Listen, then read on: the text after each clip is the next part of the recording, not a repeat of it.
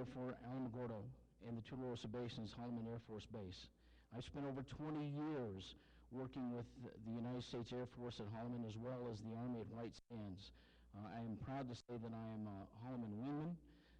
I am also on the Air Combat Command Commanders Group, and I have spent many years working with the Air Force and the individual sections out there to understand what they need in our community and what they need from the folks here at the state level. I'm a Christian. I believe that brings certain values to the table, and I'm proud of that fact. I go to Mountain View Assembly of God Church. I have been married for 36 years, and I think if you're able to do that in this day and age, I think that makes you a success in many ways. Quite frankly, I love New Mexico, I love Alamogordo, and I have spent most of my life here in Alamogordo supporting this community by contributing time, not only individually, but through my business, through the radio station, to make sure that this is a better place to live and that we are giving of ourselves into this community. So I know what it is to give back, and that's the best thing that I can possibly do for everyone in District 33. All right. Thank you, Bill. Well, I think I'm a people person. I just love meeting people of all walks of life, and I've always done that since probably I'm a little kid. I just know everybody, and I want to know what makes them tick and what are their burdens, what is weighing in on them, like a lack of a job or whatever it is, not equal pay for women, if their health care issues are being met. And I ask people those things. I want to know what's going on with you. Helping get the Tularosa Clinic, along with my dad and several other people there, because we found the need there in the village that we should have a medical clinic. People weren't able to get to Alamogordo, and this gave them an opportunity to get health care there in town, and I'm very proud of that work, and I'm proud of the village trustees that helped with that and made that possible. I think we just have to know the needs of the people in our community and what we can do to help them strive to be better off, whether it be better wages. We certainly need more jobs, and I think if we could tap into that $12 billion permanent fund and run a bond to pay it back, I think that might help us create jobs. And we need to also look at early childhood education, and that's why I'm running. I want to see that early childhood education go forward, and we must. Children have to be able to read. If you can't read, you can't do anything. You can't do math, you can't do social studies, you can't do chemistry, whatever it is. So those are crucial things for me, and that's why I think I'm qualified to run for this position. Thank you. All right, thank you, Stephanie. Let's go next to Ellen Weedham. Yes, I think that I am more qualified than my opponent, and I have different qualifications than many of the people that are now in the legislature, as I was trying to say before. A lot of educators, a lot of business people, and a lot of lawyers, and I'm a scientist. And we have very serious problems with our water here in New Mexico, as we have more heat, as our climate seems to be warming up and it's getting drier here. We are going to have to decide what we are going to do to conserve the resources that we have, how we're going to distribute them, what possible changes in our lifestyles we may have to make. So I think this is a very important issue, and I'm uniquely qualified to provide help in the legislature in that area. I also am experienced in that I served as a secretary in the legislature for in 2007. I also went up the next year just as an observer and went around and saw how the committees worked and what the various bills were that came up. And this is something that has put me on a first-name basis with a lot of the legislators who are up there right now. In fact, I was up in Ruidoso talking to Senator Peter Wirth, Senator Cisco McSorley, and Senator Ortiz y Pino just this a couple days ago. So this is my experience, this is my dedication that I have gone up there and learned as much as I could about the process. So I think that I have a role to fulfill. I have service to provide. This is something that's very important to me. I want to serve the people in this district. I'm going to go up to the legislature as a servant of the people, not as a political activist, and I want to hear from the people in the district what they want and how best I can serve them. Thank you. All right, Ellen, thank you very much. Ron Griggs. Thank you, Bob. You're welcome. You know, when I look at the qualifications that I bring to the table, and that was something I mentioned just earlier, I go back and think about my dad, my grandparents, Dad especially. Dad served the city here for many years as a city commissioner.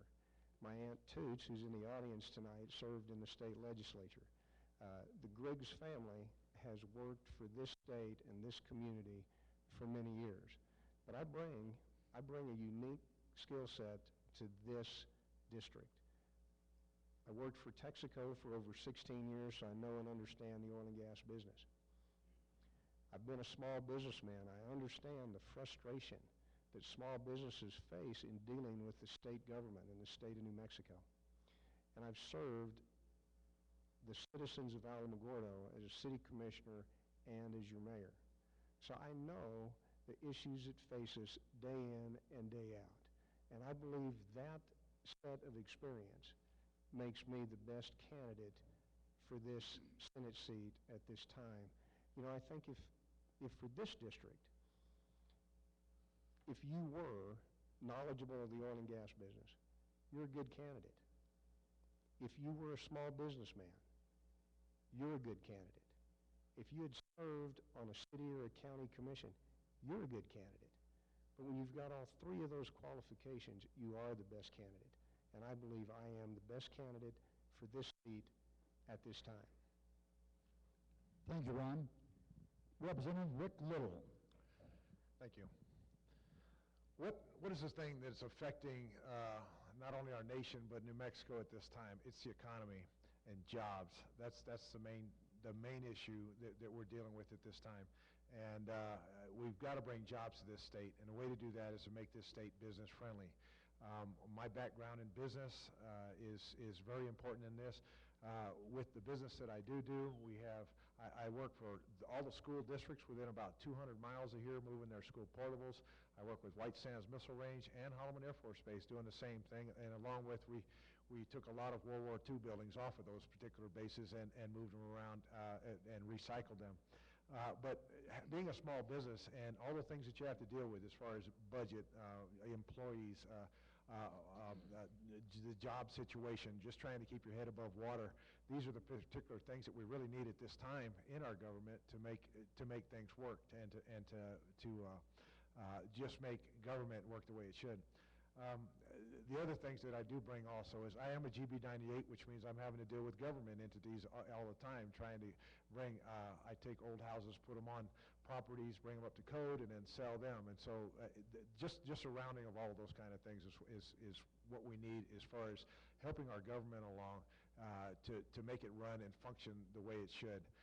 I am very physically responsible, and that's a big thing we have in government too. When we first went into our legislature, when I first went in, we had a $450 million deficit. And when we left the office that first year, we balanced that budget. And these are the things that we've really got to keep in check when we're trying to run this state the way it should, and our monies to go to the things that they should go to. Thank you. All right, Representative, thank you very much. That kind of leads us into our next question. We'll start this question with Stephanie. How can New Mexico create jobs and become more competitive with our neighboring state?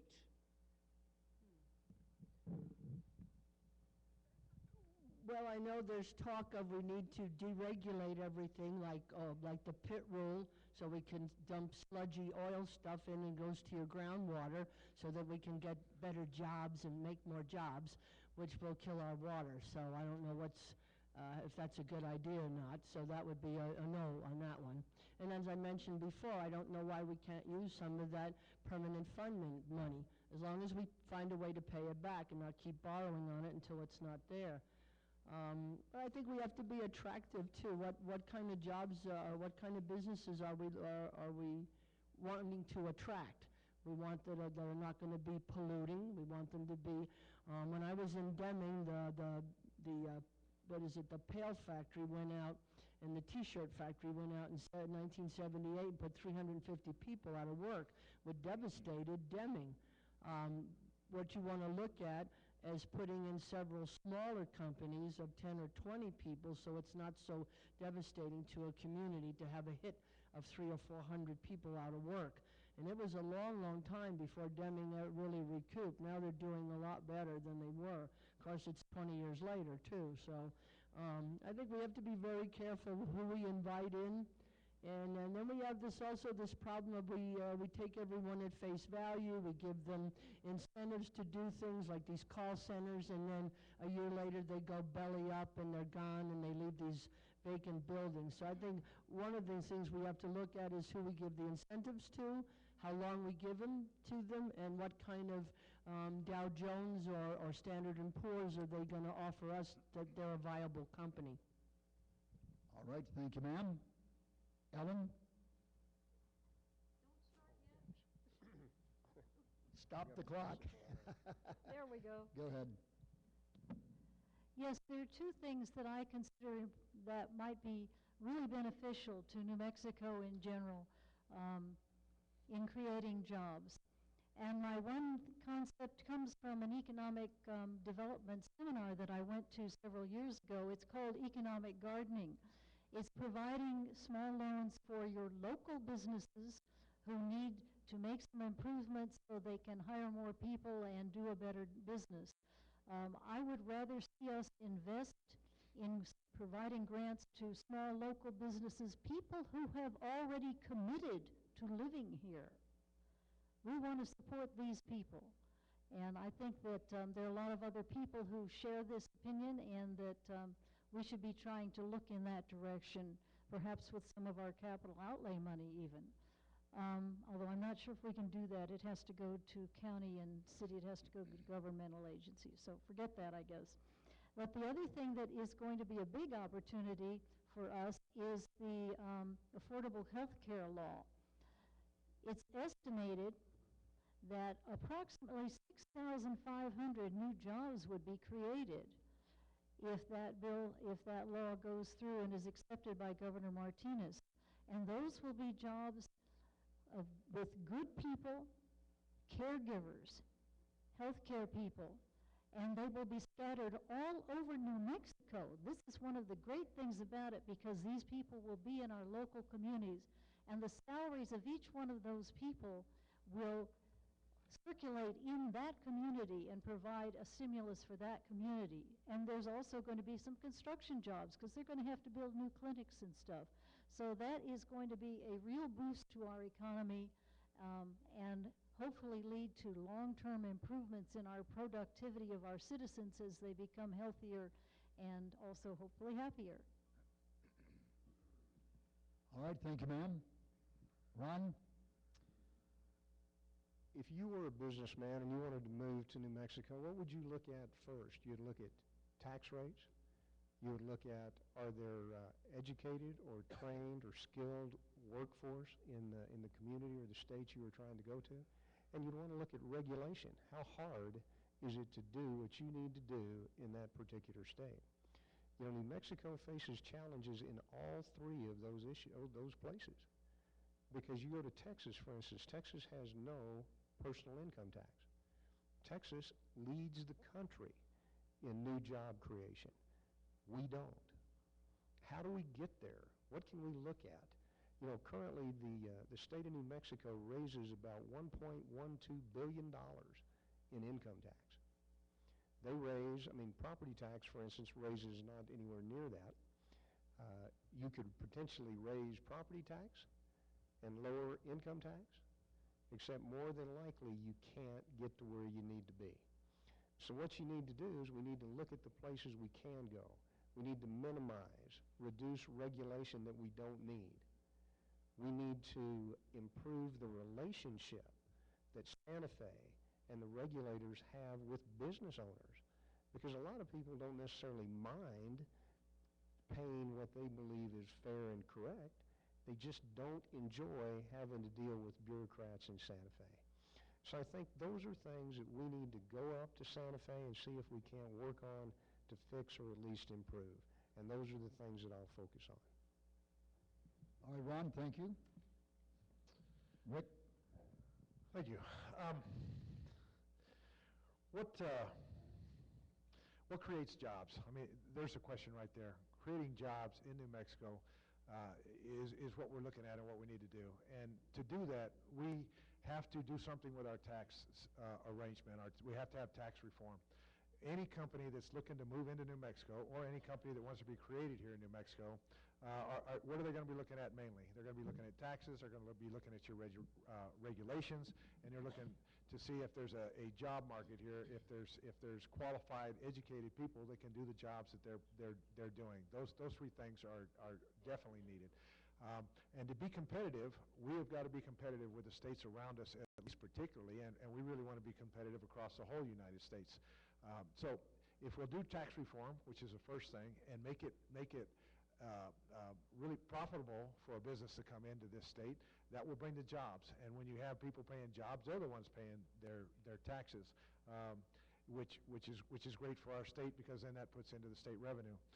Regulations is the other thing. They look at regulations. How hard is it to be in this state, and how hard is it to work in this state? And we've got to be doing some things. And we've been making some great strides in that.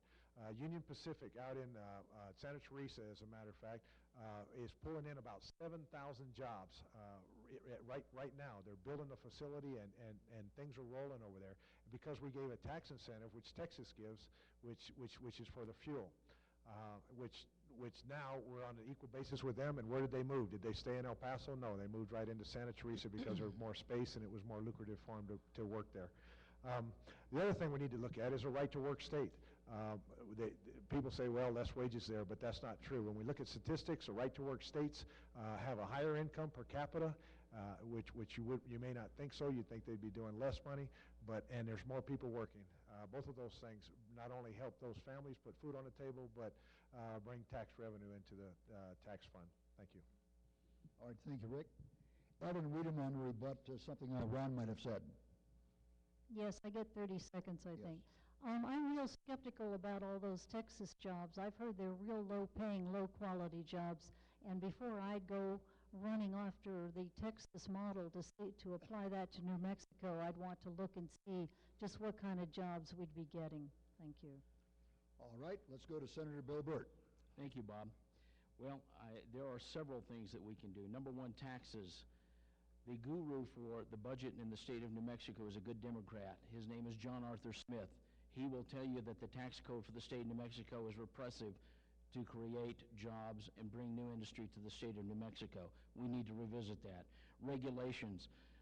Stephanie mentioned that our pit rule may not be as important as you might think. Well, let me tell you that the pit rule allows every company that drills oil in this state to put sludge into a double-lined pit. That pit is filled up mostly with mud and water. That's what's in the double-lined pit.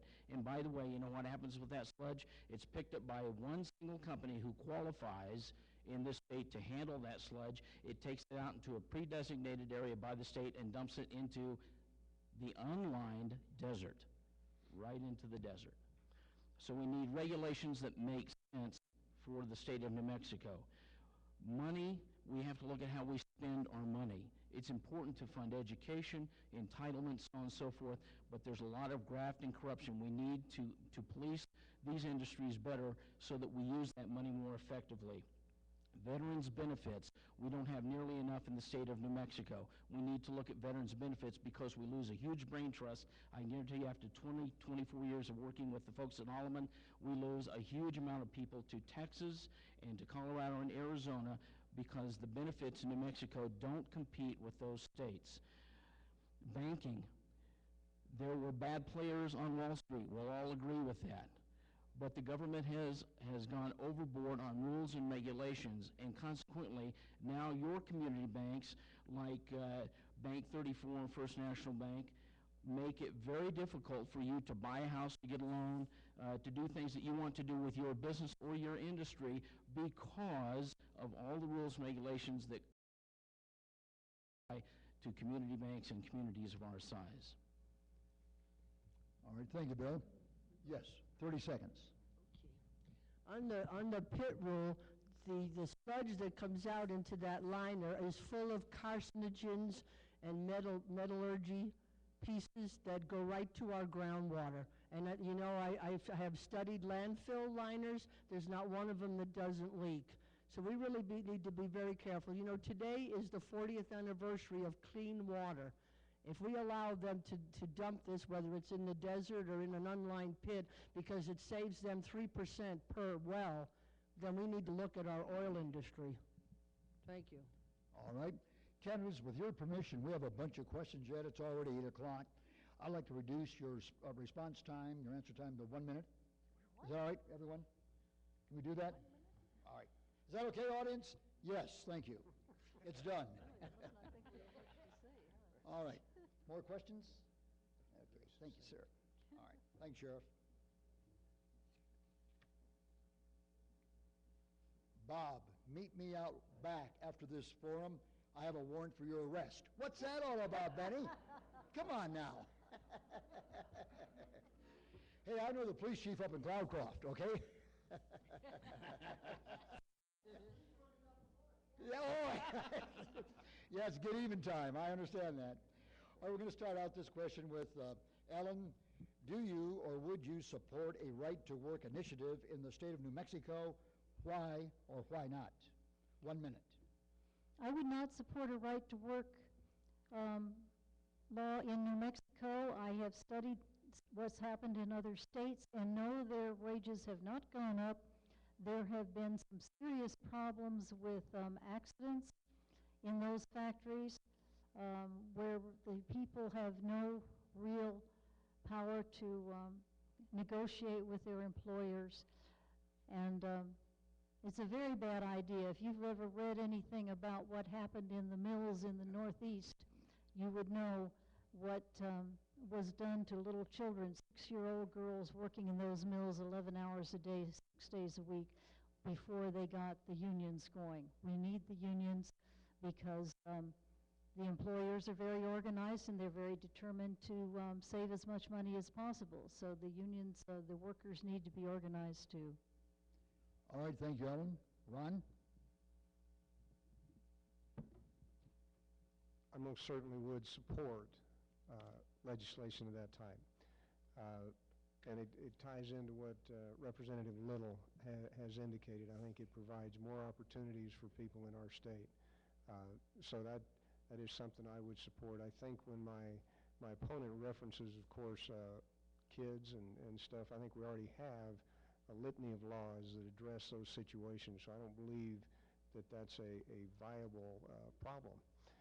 I just believe that I think business and people will do far better if we do not require joining a union. All right. Rick? Well, you know where I stand on this. Yeah, right to work is something. This is a free country, and I really believe that right to work. And I've looked at the statistics, and if you look at places like Texas, and Texas is not New Mexico, and I understand that, but they have right to work there. They've got a lot more people working, and as a matter of fact, the amount of jobs that was brought into the United States in the last few years, you'll find out that Texas was the major part of that. And one of the reasons is they are a right to work state, and that doesn't mean that every job is going to be a low-paying job. There's plenty of jobs out there, and me personally, I would rather see somebody working at a low-paying job and let a state help them out rather than them to be on welfare or unemployment. And that way, they would have a work ethics, and they'd still be helped out and get the things that they need. So, thank you. All right, thank you, sir.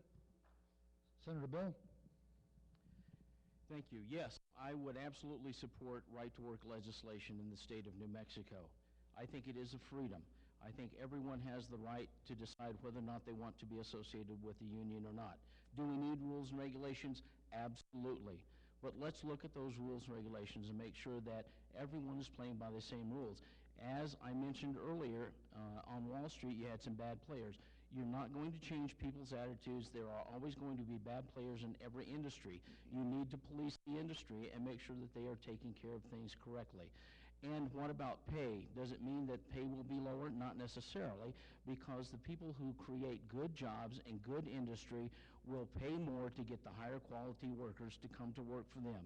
So it's a matter of freedom, it's a matter of choice, it's a matter of doing the right thing by your workers and making sure that your industry grows by giving people the freedom to do what they need to do to better themselves in the job. That's the American way. All right. Thank you, Bill. Stephanie. No, I would not support legislation for right to work. First of all, I come from a union family. My father was a union organizer. He's still retired AFSCME. I was union. My mother was union. My mother read the V-mail for Eastman Kodak during the war. First of all, you have no chance at collective bargaining with a right to work, and you can be sold down the drain and kicked out the door for a matter of many reasons. When you have the union to protect your back, that's the people that are going to be there for you. So I say no. Bob, I want a Yes. 30-second rebuttal.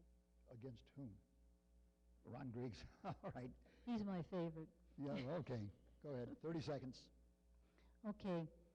The thing you have to understand is, yes, we do not have child labor law. We do have laws to protect children now in this country, but there are people who have the same mentality as the people who were willing to hire those little 6-year-old girls, deprive them of an education, deprive them practically of sleep, back in the woolen mills in the Northeast.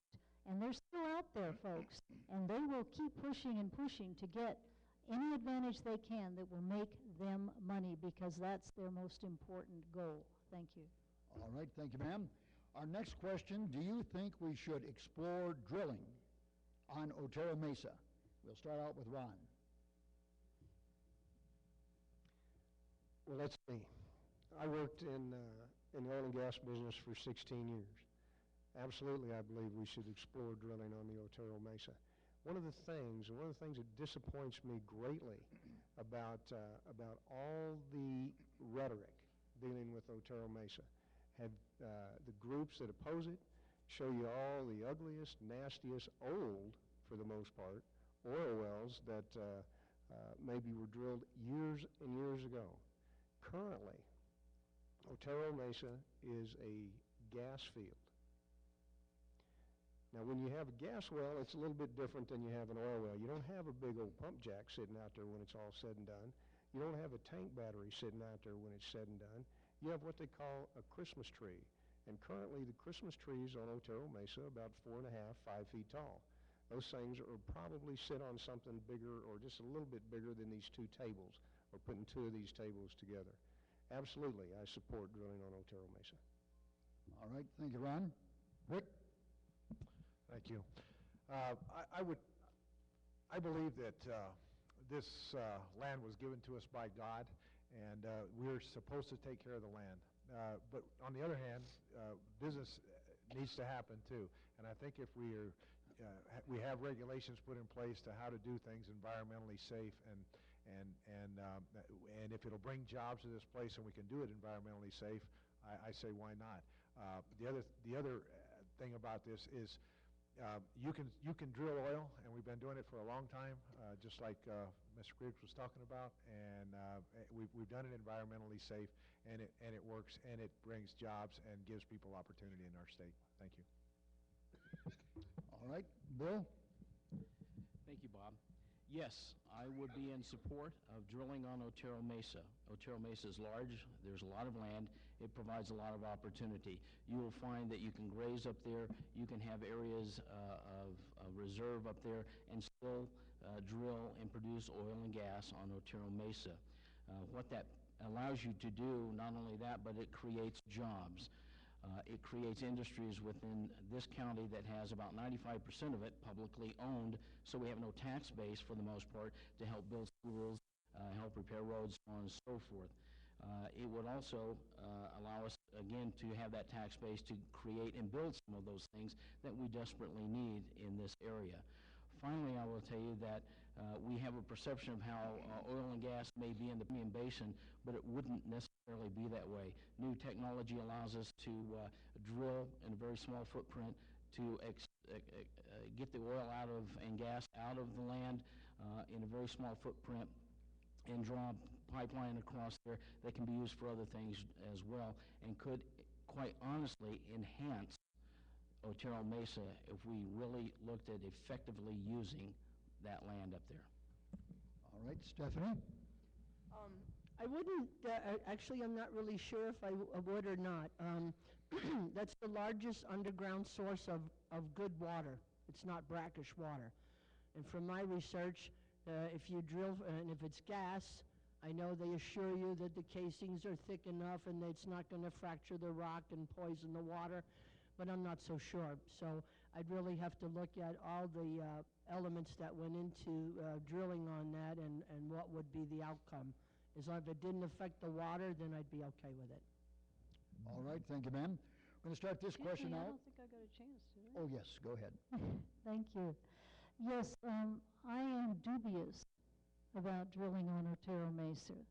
There's fractured limestone down there. It is difficult to drill through there without breaking into the water aquifers.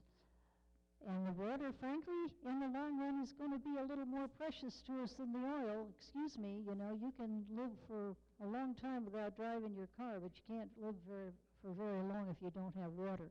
However, I'm not saying, you know, no to it. I just feel that it's got to be looked at very, very carefully.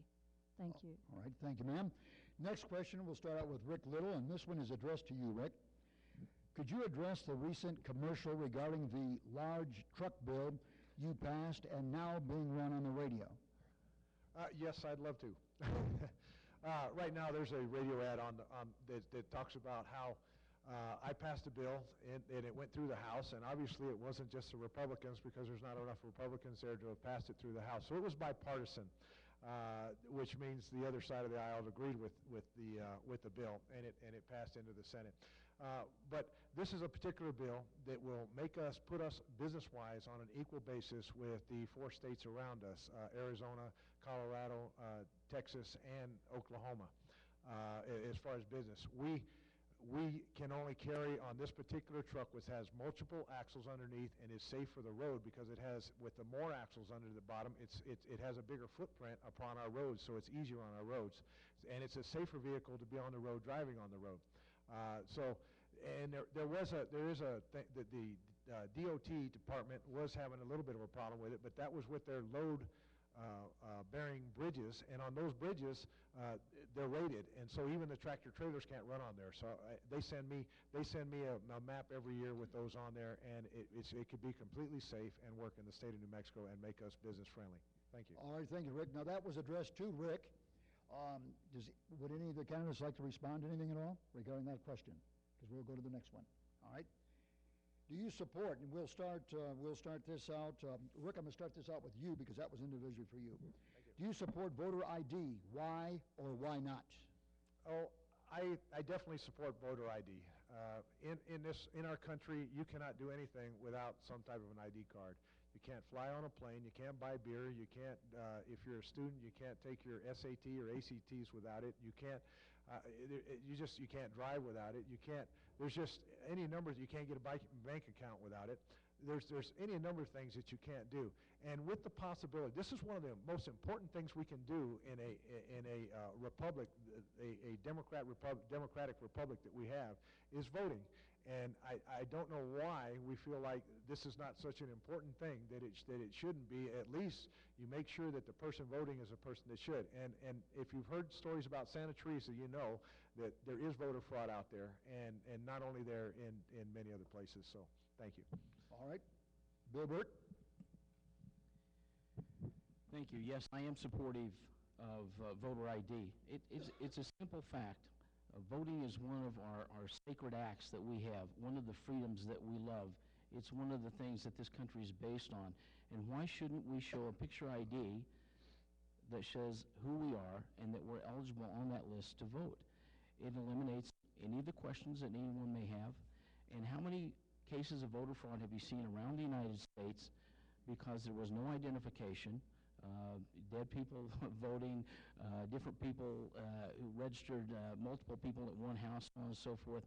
This would help to eliminate a lot of that problem. We must protect the right to vote in a very simple way. Let's not make this bigger than it really is to simply show an ID, which we do to cash a check, to rent a movie, to anything else, to be able to vote, which again is one of the most sacred acts we as Americans should be involved with. All right, Stephanie. No, I don't. And if we ever pass it, I will refuse to show my picture ID. My name is on the roster. That should be good enough. I'm not trying to pass myself off as somebody else. It's punitive for those that don't drive a car or don't have a picture ID. Renting a movie is sort of a pleasure thing. Voting is a right. And I don't think you should have to show your picture. You know, I've registered voters at Chaparral, and a lot of them are undocumented workers. And when they come to the grocery store there, we ask them, registrada para votar? They tell us, no, I can't. I'm a felon or I'm not a resident. So nobody's trying to illegally vote there as many times. I've been going down there for 12 years. So I don't think it's necessary. Thank you. All right. Ellen? I don't think we're ready yet for voter ID. We don't have the technology. I've registered a lot of voters in my time. Now, what am I supposed to say to them after I've had them fill out all that form and they've answered the proper questions and so on? I'm going to say, well, now you might be able to vote. You know, hey, give me a system that doesn't cost the voter anything, because this is, as Stephanie says, their right. They should not have to pay in order to get this ID. Let's go for a retinal scan. That's going to be really secure. We don't have that technology yet. So let's have something that will actually work, because just getting a picture ID, you can still, gosh, you know, people steal passports and you know, defraud people with them all the time. So that isn't going to work. We don't have the technology yet. Give me the technology and I'll go for it. All right, Ron? You know, it's interesting to listen to the opinions up here, but I personally support voter ID. I mean, to me, as Senator Burt mentions, you know, it's a precious right that you have to go vote. If you have anyone going in there and defrauding us by casting a vote that they're not supposed to be able to do, you know, that just to me is really a bad deal. And I believe that the only way that you get by that is you sit there and you make it to where people are proud to show their voter ID. I live here. I'm proud to show you because I want you to know that I am a citizen of the United States, a citizen of New Mexico, and I am eligible to vote. And I take my responsibility seriously, and I hope every one of you do too, and I believe you do because you're out here tonight. All right, Ron, thank you. Again, we're running very short on time, and we have a few questions left, and I want to get through all of them if we can. So, candidates, we're going to shorten it to 30 seconds. All right? So you're going to have to really think sharp and speak sharp. Yes, no. All right? If you want to go the yes or no, that's fine, but that'll count, all right? All right, we'll start over here with Bill Burt. January 15th passports will be required to fly from New Mexico or to enter federal buildings. What will you do to see that driver's licenses for illegals is repealed? For the last 2 years, I have voted to repeal the driver's license law in the state of New Mexico. The problem lies on the floor of the Senate. There are 28 Democrats who, as a bloc, vote to keep that law on the books. There are 14 Republicans who vote to take it off the books. Until that number changes on the Senate floor, this bill will not get passed. We have got to change it because the press release came out from the governor's office this week. By January 15th, we will have to have some other form, probably a passport to get on a plane and take a flight domestically here within the United States. Stephanie? Could you repeat the question? I'm Sure. Passports will be required to fly from New Mexico or to enter federal buildings. What will you do to see that driver's licenses for illegals is repealed? 30 seconds. I don't want them repealed. I think they make our roads a lot safer. I want them licensed. I want them insured. If you take it away, they're going to drive on the roads without licenses and insurance anyway. So let's keep them till something better comes along. Thank you. Ellen? 30 Well, seconds.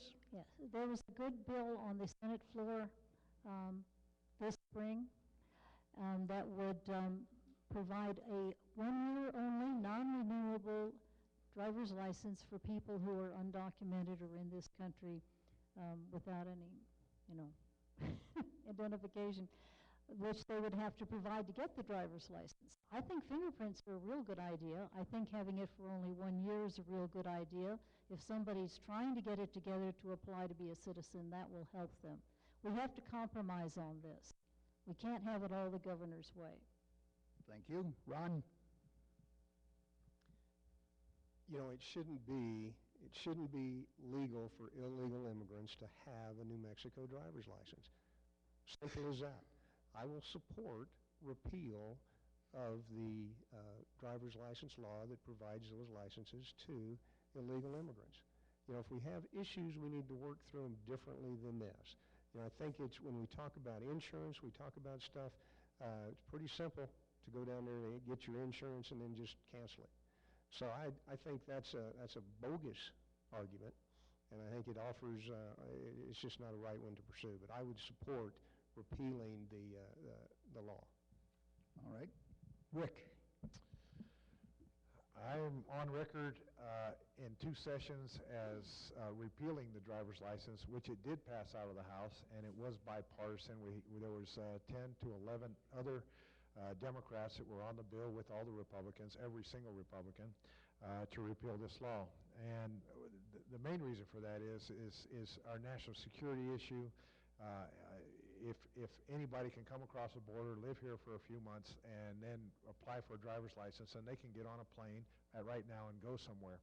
Now, the federal law will change here at the first of the year, and we need to comply with that law anyway. We won't be able to use our driver's licenses. So, thank you.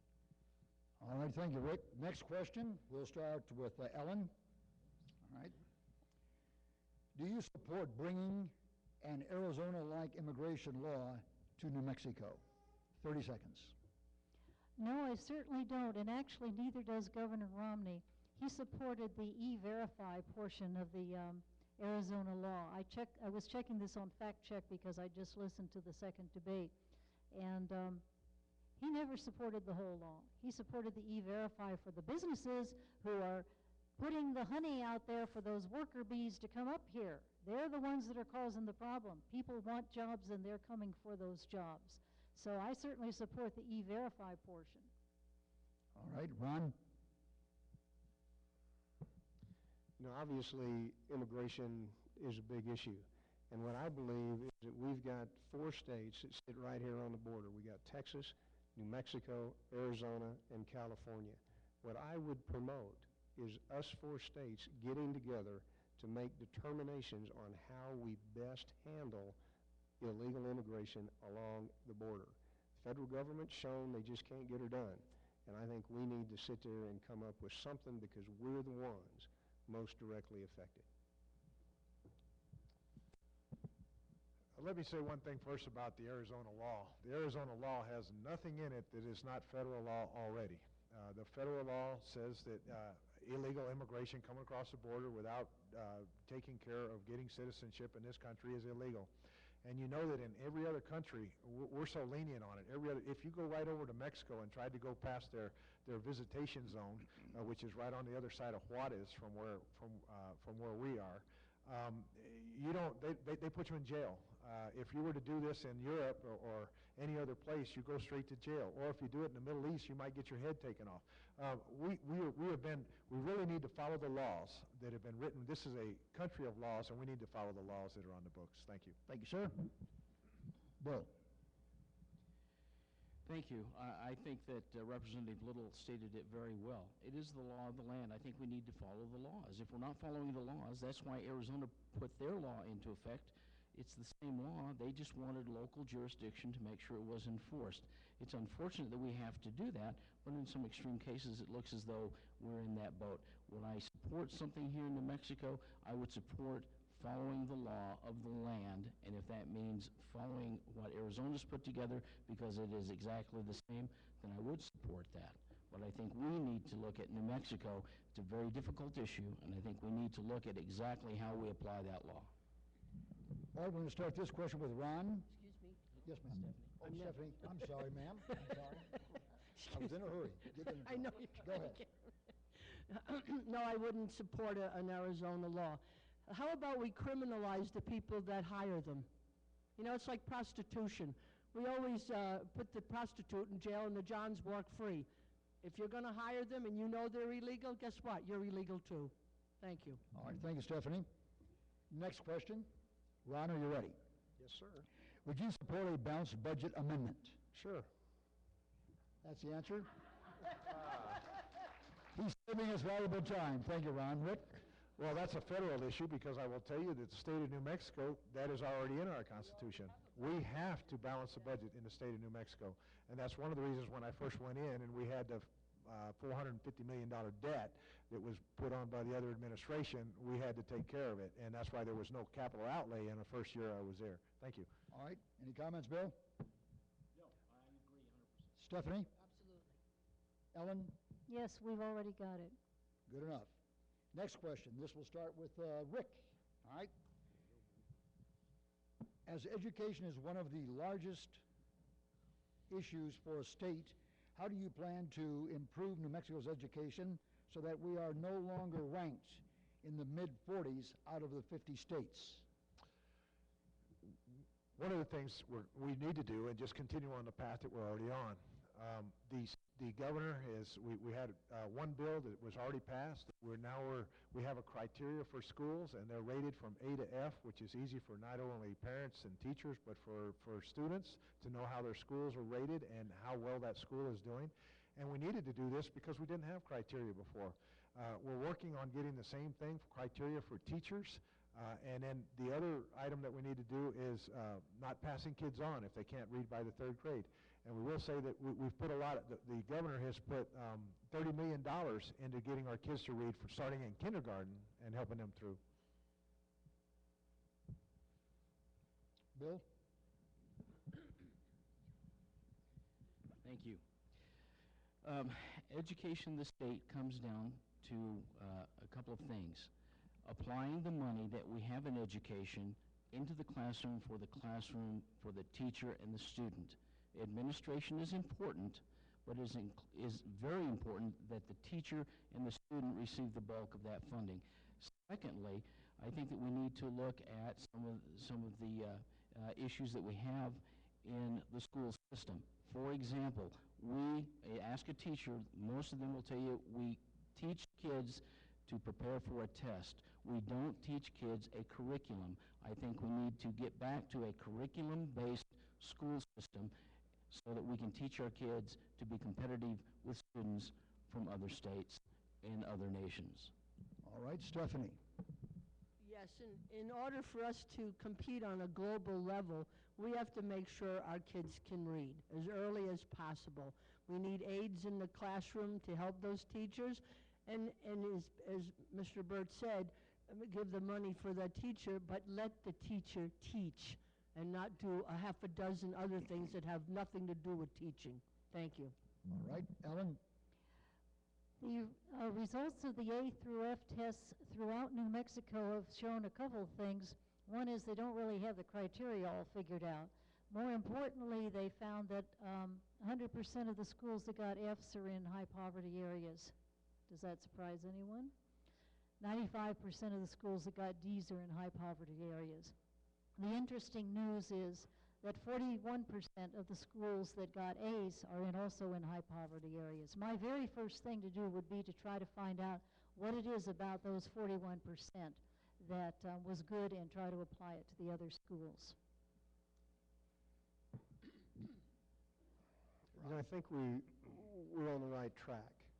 We have lots to get done. We have lots of kids that need to be able to read, to learn. It's important that we move forward in this endeavor. I think Governor Martinez has started us on the right track.